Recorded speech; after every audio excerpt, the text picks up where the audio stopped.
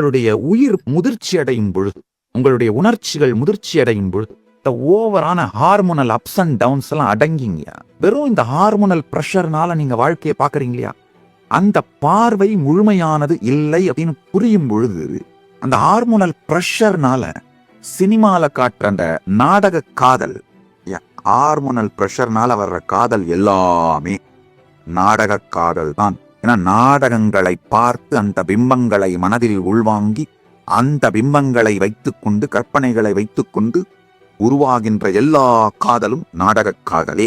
இந்த நாடக காதல்ல நீங்க எடுக்கிற முடிவை கொஞ்ச நாள் கழிச்சு வருந்துவீங்க, கஷ்டப்படுவீங்க.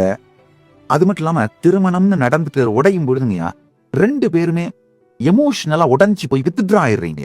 அது மாதிரியான துக்கங்கள், அதனால வர்ற டிப்ரெஷன், அதனால வர்ற தற்கொலைகள், இதெல்லாம் தேவையில்லை. அதுக்காக சோசியல் மீடியாவில் செக்ஸ்டிங்கும் ஃபிளர்ட்டிங்கும் பண்றவனுங்க உண்மையிலேயே மென்டல் இம்பார்ட்டன்ட்டுங்க.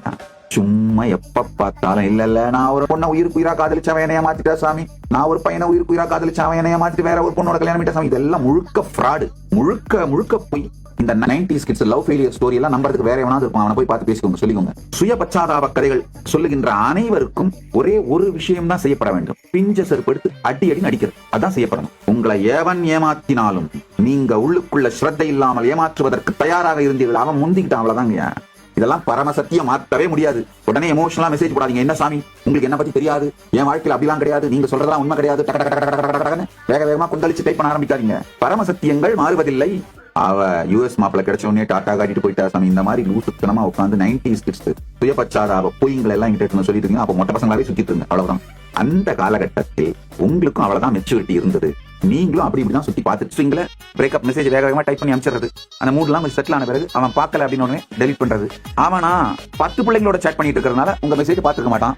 சோ இந்த மாதிரியான மனம், வாழ்க்கை முறை இப்படி இருக்கிறவங்களுக்கு இந்த லிவிங் டுகெதர் ரிலேஷன்ஷிப்பை நான் அக்செப்ட் பண்ணிக்கிட்டேன். நீங்க எப்படி ஒரு மரபு சாராத, மரபுக்கு எதிரான ஒன்றை, சமூகத்தோட ஒழுங்கை சீர்குலைக்கிற ஒன்றை நீங்க எப்படி சப்போர்ட் பண்ணலாம் அப்படின்னு நிறைய பேர் வந்து என்ன கமெண்ட்ஸ் மூலமா தாக்கி இருந்தீங்க. கொஞ்சம் பொறுமையா கேளுங்க. அதாவது முதல்ல நான் என்ன சொல்லியிருப்பேன்னா, டீனேஜ் மேரேஜ் பத்தி சொல்லியிருப்பேன். அதாவது யாருக்கெல்லாம் லார்ஜ் ஜாயிண்ட் ஃபேமிலி இருக்கோ, இந்த மாதிரியான திருமணம் செய்யறவங்களுக்கு ஒரு நல்ல விஷயம் என்னன்னா, ரொம்ப சின்ன வயசுல இருந்தே நீங்க 2 பேரும் ஒன்னாவே உங்க வாழ்க்கையை பில்ட் பண்ண ஆரம்பிப்பீங்க. அதே மாதிரி பெண்ணோட மூட் ஸ்விங்கு, ஆண் அந்த பக்கம் இந்த பக்கம் திரும்பி பாக்குறது, இது எல்லாத்தையும் உறவினர்கள் கரெக்டா சரி பண்ணிடுவாங்க. நீங்க நைட்டு லேட்டா வீட்டுக்கு வர முடியாது, தண்ணி அடிச்சு வீட்டுக்கு வர முடியாது, வீட்டுல சிகரெட் குடிக்க முடியாது. சோ உங்களை அறியாமலேயே உங்களை இனிமையான டிசிப்ளின்ல வச்சிருக்கோம். இன்றைய காலகட்டத்துல 90% பேர் அந்த மாதிரியான ஆம்பியன்ஸும் உறவுகளையும் இழந்து விட்டோம். இப்ப நான் சொல்றது எல்லாமே பிராக்டிக்கல். மாடர்ன் டேல ஏன் காரணத்தினால எல்லா விதமான நாலேஜ், எக்ஸ்பர்டைஸ் எல்லாமே டெமோக்ரடைஸ் ஆயிடுச்சுங்க. நமக்கு தேவையானது எல்லாமே காத்துல இருக்குங்க. எடுத்து வச்சுட்டு ஆர்கனைஸ் பண்ணிட்டு வாழ வேண்டியது மட்டும்தாங்க. இதுதான் 10 வருஷத்துக்கு பிறகு சக்சஸ்ஃபுல்லான லைஃப் ஸ்டைலா எஸ்டாப்ளிஷ் ஆக போகுதுங்க. வேணா பாத்துக்கோங்க. Tight knit families, self sustaining communities, poverty, money ரெண்டுமே இரலவெண்டா மாறின சிஸ்டம் இதான் நடக்க போகுதுங்கயா. இந்த சிங்கிள் பிராண்ட் கம்பெனி உலகம் முழுக்க நடக்கும் பாருங்க. பெரிய பெரிய பிராண்ட் எல்லாம் இருக்கு பாருங்க. Pizza Hut, Coca Cola, IKEA, Walmart, Amazon, இந்த பெரிய பெரிய கார்பரேட் கம்பெனிகள் சென்டர்டான அந்த குளோபலைசேஷன் முடிஞ்சிருச்சுங்கயா. இந்த வாழ்க்கை முறை வாழ்ந்துட்டு, ஐயோ நான் 90s கிட் சாமி, எனக்கு பொண்ணு கிடைக்கல, கல்யாணம் ஆகல, நீ உயிரோடு இருக்கிறதே தப்பு, உனக்கு பொண்ணு கிடைக்கலன்னு வேற புலம்பரியா? அதுவே சான்ஸ். சுதந்திரத்தை விட்டுக் கொடுக்காமல் கான்ஷியஸ் சாவரனிட்டி, தன்னுடைய வாழ்க்கையை அமைத்துக் கொள்ளுகின்ற கான்ஷியஸ் சாவரனிட்டியை இழக்காமல் செல்வத்தை உருவாக்கிக் கொள்ளுகின்ற சமூகம் எவால்வ் ஆயிட்டு இருக்கு, எவால்வ் ஆக போகுது. அப்படித்தான் 10 ஆண்டுகளுக்குள் உலகம் அமைய போகிறது. இப்பவே 30 வயது வரை கல்யாணம் பண்ணிக்காம தேவைப்பட்டதுன்னா இந்த லிவ் இன் ரிலேஷன்ஷிப்ல இருக்கிறது நல்லா புரிஞ்சுக்கோங்க. உடனே நித்யானந்தா லிவ் இன் ரிலேஷன்ஷிப்புக்கு ஆதரவு அப்படின்னு தம்ப்நெயில் போடாதீங்க.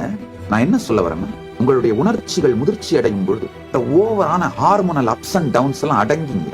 வெறும் இந்த ஹார்மோனல் பிரஷர்னால நீங்க வாழ்க்கையை பாக்குறீங்க இல்லையா, அந்த பார்வை முழுமையானது இல்லை அப்படின்னு புரியும் பொழுது, அந்த ஹார்மோனல் பிரஷர்னால சினிமால காட்டுற அந்த நாடக காதல், ஹார்மோனல் பிரஷர்னால வர்ற காதல் எல்லாமே உங்க ஜாதிக்குள்ளேயே நடந்தா கூட நாடக காதல் தான். ஏன்னா நாடகங்களை பார்த்து அந்த பிம்பங்களை மனதில் உள்வாங்கி அந்த பிம்பங்களை வைத்துக் கொண்டு, கற்பனைகளை வைத்துக் கொண்டு உருவாகின்ற எல்லா காதலும் நாடக காதலே.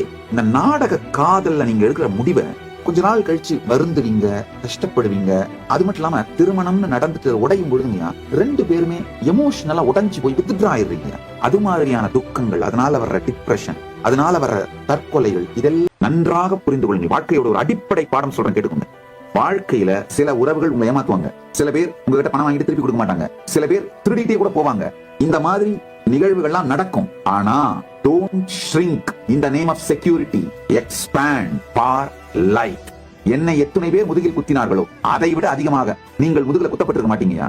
எனக்கு இழைக்கப்பட்ட துரோகங்களை விட அதிகமாக உங்களுக்கு துரோகங்கள் நிகழ்ந்து விட்டு இருக்காது, என்னால உறுதியா சொல்ல முடியும்.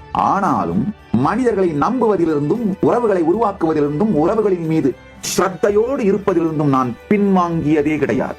எத்துணை பேர் என்னையும் என் சங்கத்தையும் உபயோகப்படுத்திவிட்டு நம்முடைய பொருளையோ ஞான சொத்துக்களையோ திருடிக்கொண்டு அது என்னிடமிருந்து அவர்கள் திருடினார்கள் என்பது வெளியில் தெரியாமல் இருப்பதற்காக என்னையே பழித்து சங்கத்தை பழித்து இது எல்லாத்தையும் பார்த்திருக்கீங்க. ஆனால் இது எல்லாவற்றையும் பார்த்திருந்தாலும் புதிதாக தொடர்ந்து வருகின்ற மனிதர்களை நம்புவதையோ, trust is not about certainty, it is about he will always be for my interest. அவர் என்ன மாதிரி முடிவெடுப்பார்னு என்னால சர்டைனா சொல்ல முடியாது. எனக்காக மட்டும்தான் முடிவெடுப்பார். அதாவது என்னுடைய இன்ட்ரெஸ்ட் தான் ஃபர்ஸ்ட் பிரையாரிட்டியா வச்சு தான் அவர் முடிவெடுப்பார். இந்த ட்ரஸ்டோட டெப்தோட இருக்கிற எனர்ஜெட்டிக் போஸ்டர் அதான் கான்ஷியஸ் பொட்டன்சி. நித்யானந்தர் காதலிக்கு சொல்றாரு, டைப் பண்ண ஆரம்பிச்சாரு, டைட்டில் போட ஆரம்பிச்சாரு. இப்ப நான் சொன்னாலும் சொல்லலைனாலும் பண்ணாம இருக்க போறீங்களா? உங்க பாய் ஃப்ரெண்டோ கேர்ள் ஃப்ரெண்டோ அவங்களுக்கு தெரியணும் உங்க வாழ்க்கையில கட்டாயமா அவங்களதான் நீங்க பிரையாரிட்டியா வச்சு முடிவெடுப்பீங்க. அவங்கதான் ஃபர்ஸ்ட் பிரையாரிட்டியா இருப்பாங்க அப்படின்னு நீங்க அவங்களுக்கு அந்த ஸ்ரத்தையை கொடுக்கணும்.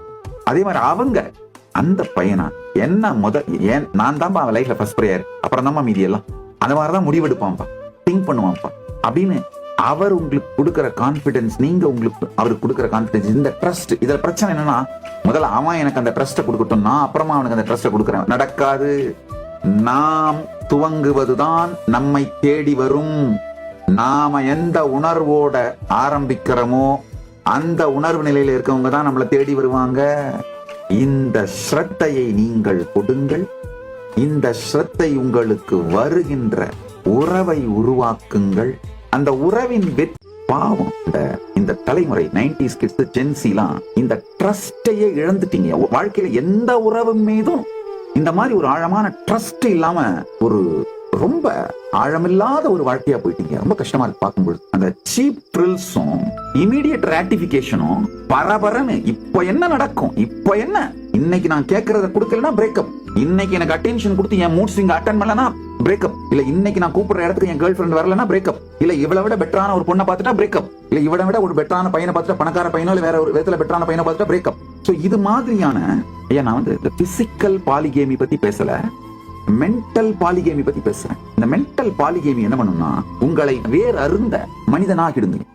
இந்த பலனை பற்றி சிந்திக்கிறவனீங்களே உங்க லைஃபை பிரான்சைஸ் பண்ணி விட்டுருவீங்க. காலையில எந்திரிப்போம், ஆபீஸ் போவோம், ஆபீஸ்ல 9 to 5 அந்த மேனேஜர் என்ன சொல்றானோ செய்வோம். திரும்பி வண்டி ஏறி மெட்ரோவோ இல்ல பஸ்ஸோ பிடிச்சி வீட்டுக்கு வருவோம். வீட்டுல வந்து அம்மா என்ன செஞ்சு வச்சிருக்கோம், வீட்டம்மா என்ன சமைச்சு வச்சிருக்கோம் அதை சாப்பிடுவோம். கொஞ்ச நேரம் அந்த டிவைஸை நோண்டுவோம், ஸ்க்ரோல் பண்ணுவோம், இல்ல டிவி ஆன் பண்ணி வச்சுட்டு பான்னு உட்காந்துருப்போம். அப்படியே டயர்டாகி தூங்கிடுவோம். ஆட்டோ பைலட் மூட்லயே வாழ்ந்து அப்படியே போயிடும்.